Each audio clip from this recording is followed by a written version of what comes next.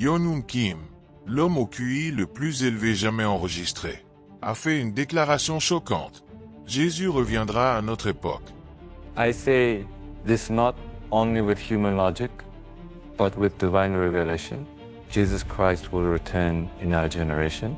That has been revealed to me by God the Father and the Holy Spirit. Cette déclaration a suscité un vif émoi dans les médias du monde entier. Pourtant, Jésus lui-même a averti que personne ne connaissait la date de son retour, pas même lui-même. Malgré cela, il a laissé des signes prophétiques à ceux qui ont les yeux pour voir.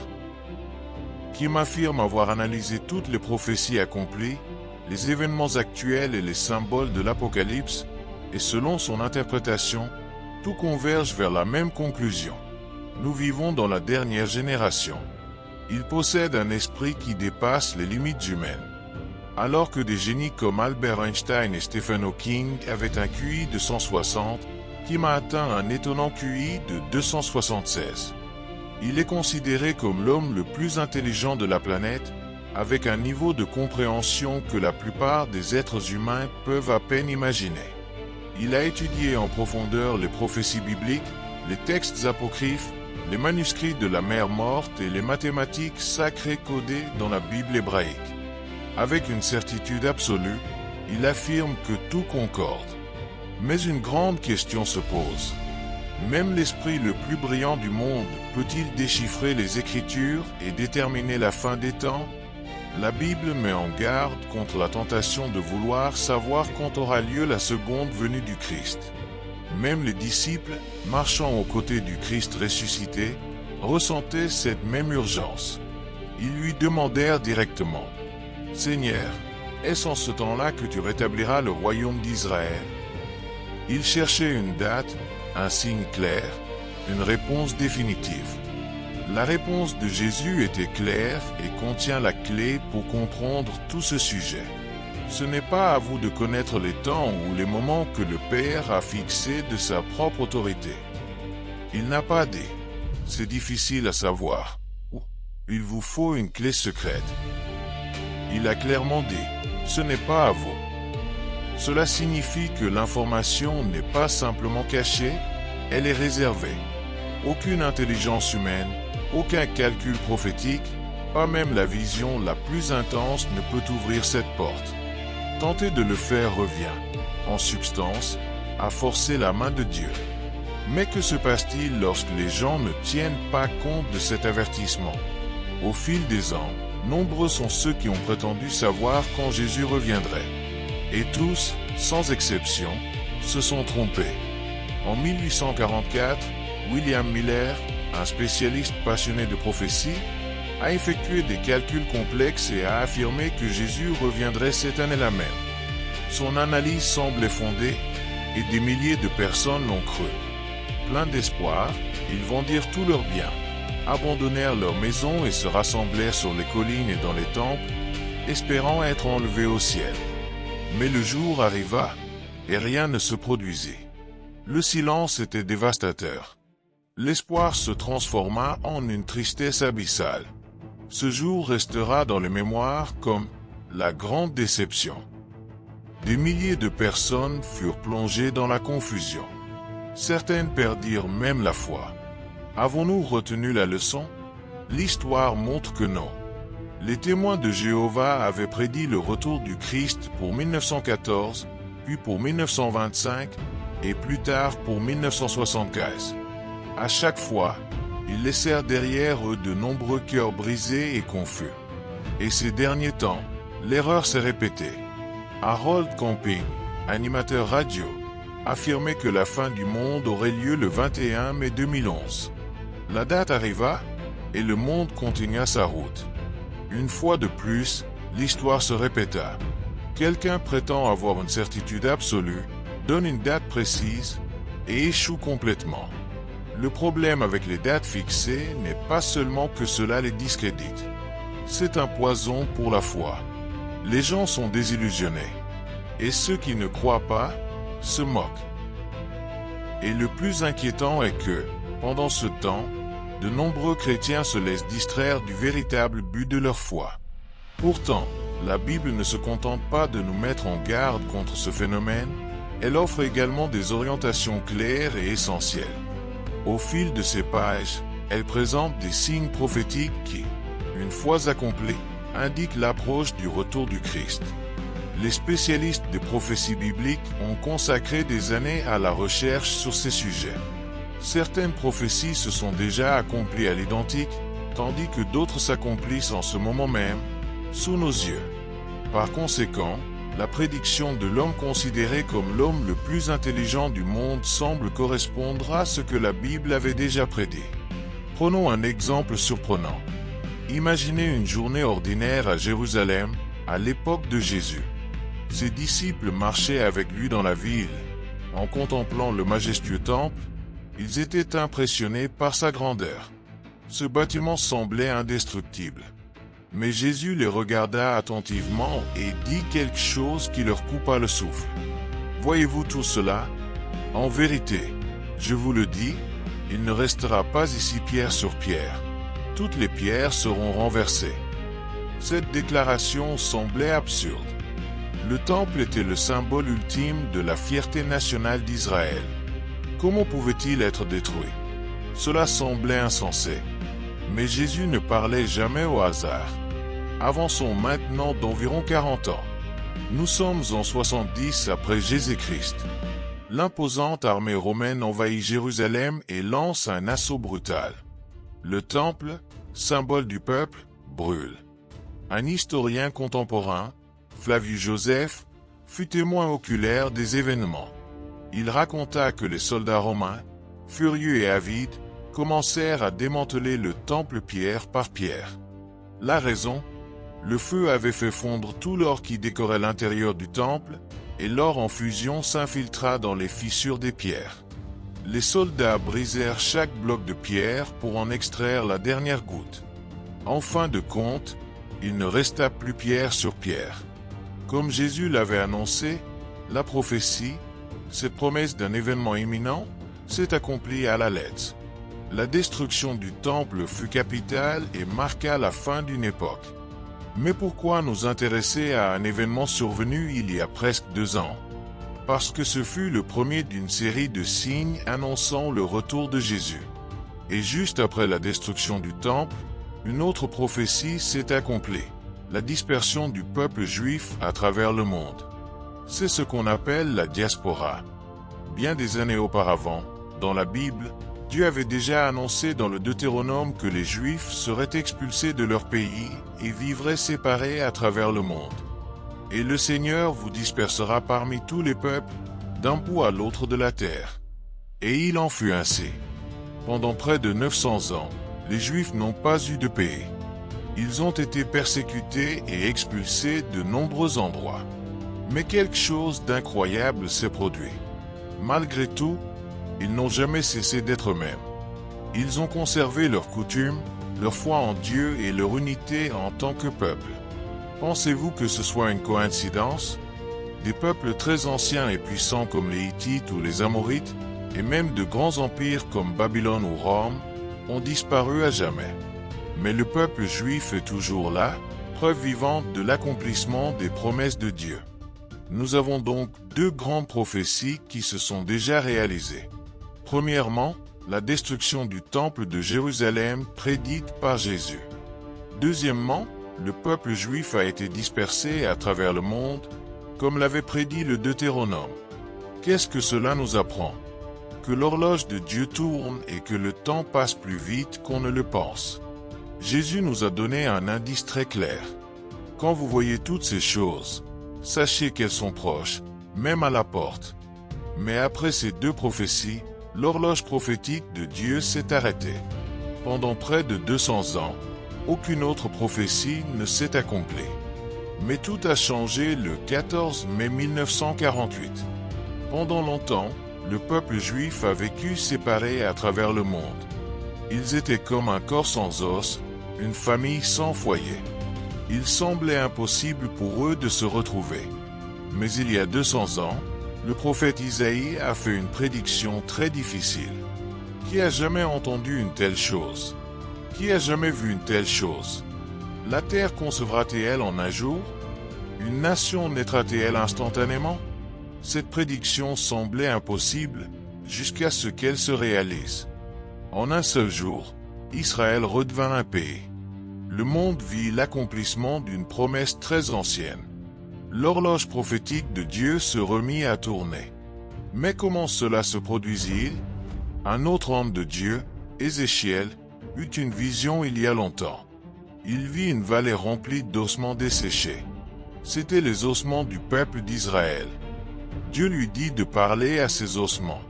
Soudain, il y eut un bruit très fort. Les ossements se rapprochèrent, se couvrirent de peau et de muscles, et se dressèrent comme une grande armée. Cette vision était la promesse qu'Israël existerait à nouveau. En 1948, les ossements se rapprochèrent. Jésus lui-même nous a donné un indice important. Il dit, « Regardez le figuier. Quand ses branches verdissent et poussent des feuilles, vous savez que l'été est proche. » Le figuier dans la Bible symbolise le peuple d'Israël. Pendant 200 ans, il était comme un arbre sec. En 1948, il poussa de nouvelles feuilles. C'est le signe le plus important. C'est comme si le compte à rebours commençait pour quelque chose de très important. Jésus n'a pas parlé d'un seul signe. Il a parlé de nombreux signes se produisant simultanément. Un autre signe prophétique s'est également accompli. Cet évangile du royaume sera prêché dans le monde entier, en témoignage à toutes les nations. Et alors viendra la fin. Considérez ces faits incroyables. La Bible est déjà traduite en 395 langues et 98% de la population mondiale possède déjà la Bible dans une langue. Wycliffe Bible Translator affirme que tous les 10 jours, une nouvelle traduction est réalisée dans une autre langue qui n'avait pas encore de Bible. En 1900, plus de la moitié du monde n'avait jamais entendu parler de Jésus. Aujourd'hui, seuls environ 3% de la population mondiale n'ont pas encore été atteints. La prophétie de Jésus s'accomplit sous nos yeux. Un autre signe qui semble se produire actuellement est le début des douleurs de l'enfantement. Jésus a dit, « Vous entendrez parler de guerre et de bruit de guerre. Une nation se dressera contre une autre. Il y aura des maladies, des famines et des tremblements de terre en différents endroits. Tout cela marquera le début des douleurs de l'enfantement. » Jésus a comparé ces signes aux douleurs qu'une femme ressent avant de donner naissance à un bébé. Lorsqu'il y a des contractions, elles commencent lentement, puis deviennent plus fortes et plus fréquentes jusqu'à la naissance du bébé. De même, ces signes le sont. Ce ne sont pas des événements distincts. Elles deviennent plus fréquentes et plus intenses jusqu'à la fin. Au cours du XXe siècle, 108 millions de personnes sont mortes dans toutes les guerres. C'est bien plus que tous les siècles précédents réunis. À l'heure actuelle, 56 conflits ou guerres sont en cours simultanément dans le monde. Autre chose fascinante, le mot original utilisé par Jésus pour désigner les douleurs dans le livre de Matthieu vient du grec odin, qui signifie spécifiquement les douleurs de l'accouchement. Ce n'est pas une douleur ordinaire, mais une douleur qui annonce l'avènement d'une vie nouvelle. Jusqu'à présent, nous avons vu les prophéties déjà réalisées et celles qui pourraient se réaliser. Mais la Bible parle aussi des prochaines, annonçant le retour du Christ comme un voleur dans la nuit. C'est ainsi que la Bible annonce la fin. Tout d'abord, quelque chose d'incroyable se produira. Le Seigneur lui-même a un commandement puissant. À la voix d'un archange et au son de la trompette divine, descendra du ciel, et les morts en Christ ressusciteront d'abord. Des millions de personnes qui croient en Jésus disparaîtront de la terre pour le rejoindre au ciel. Cet événement est connu sous le nom d'enlèvement. Mais voici la grande question.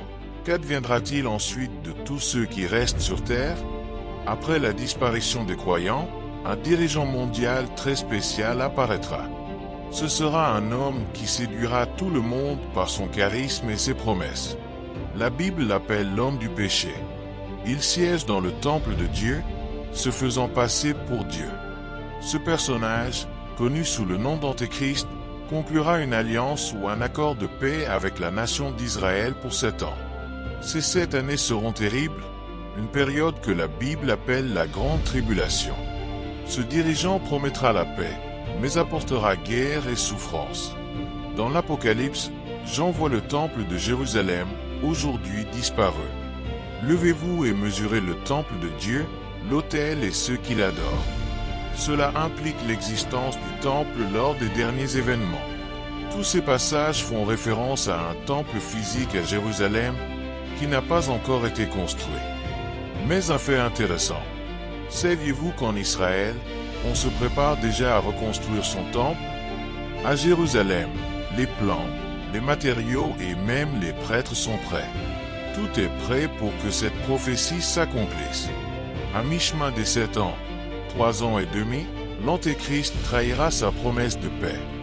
Lorsque vous verrez se dresser dans le lieu saint l'abomination de la désolation annoncée par le prophète Daniel, alors ceux de Judée fuiront vers les montagnes. Cela signifie qu'il commettra quelque chose de terrible et d'offensant dans le lieu saint, révélant ainsi sa véritable méchanceté.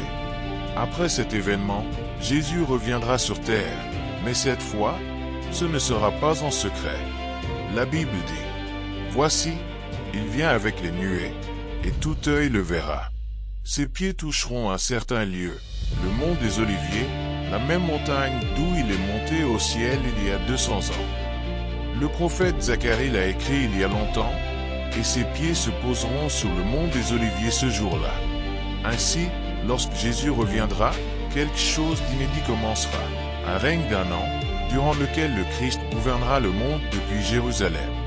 Et je vis des trônes, ils s'y assirent, et ils vécurent et régnèrent avec le Christ pendant 1000 ans. Cette période est appelée le millénium, une période sans guerre, sans méchants, sans injustice et sans tristesse.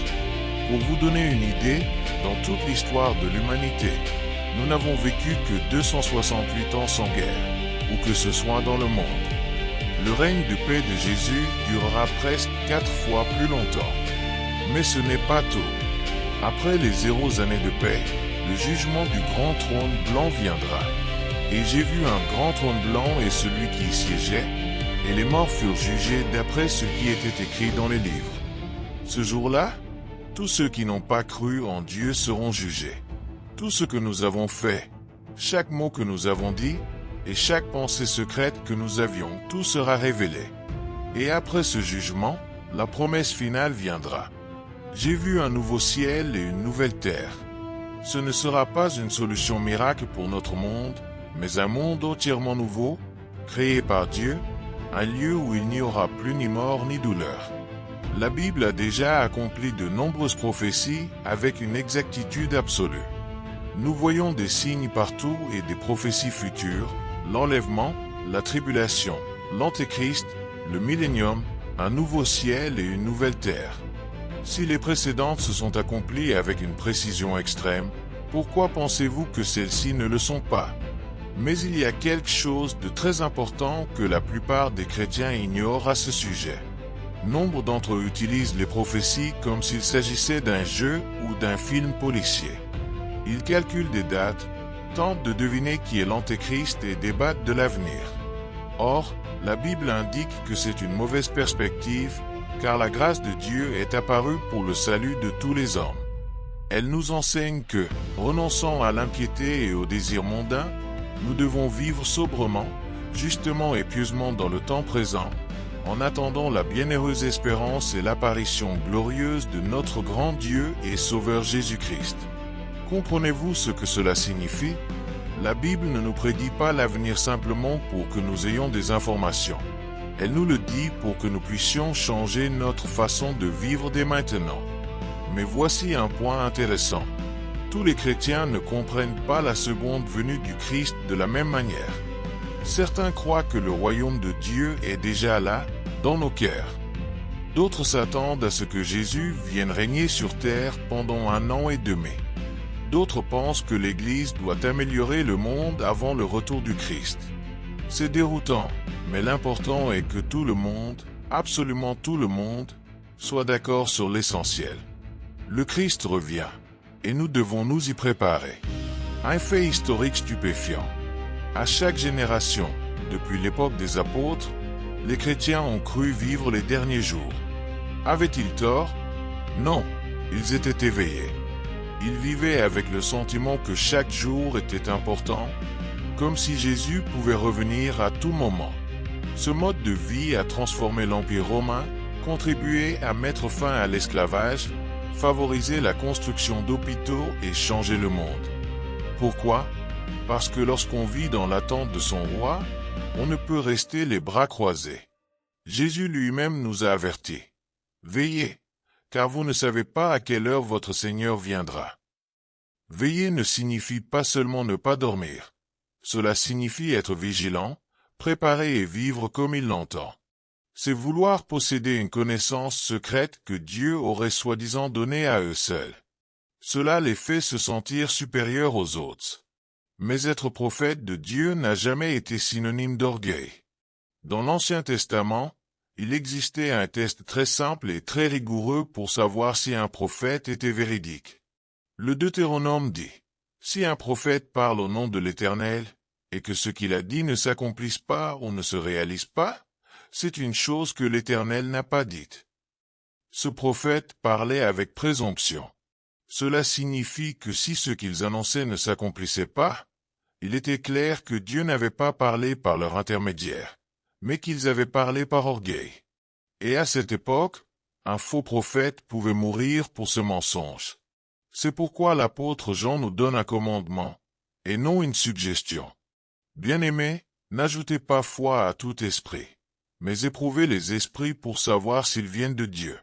Quand la Bible parle d'éprouver les esprits, cela signifie que nous devons examiner les messages et les enseignements que nous entendons pour voir s'ils viennent vraiment de Dieu.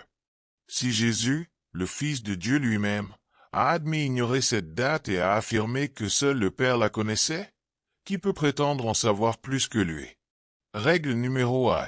Comparez toujours ce que l'on vous dit avec la Bible. C'est pourquoi les chrétiens de Bérée sont loués dans la Bible, car ils étudiaient les Écritures chaque jour pour vérifier la véracité de ce qu'on leur enseignait. Mais qu'en est-il de la personne qui transmet le message? Comment savoir si elle est digne de confiance? Règle numéro 2. Observez son mode de vie. Jésus l'a clairement indiqué. Vous les reconnaîtrez à leurs fruits.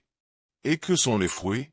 Ce sont les actions, les paroles et la personnalité de ces personnes. Réfléchissez grec. Un bon fruit ne peut pas provenir d'un mauvais arbre. De même, si quelqu'un a un cœur mauvais ou cherche à tromper, sa vie le montrera. Alors, demandez-vous, montre-t-il son amour pour Dieu et pour les autres?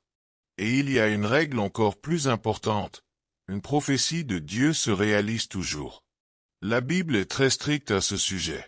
Elle doit être accomplie à 100%, et non à 90% ou 99%.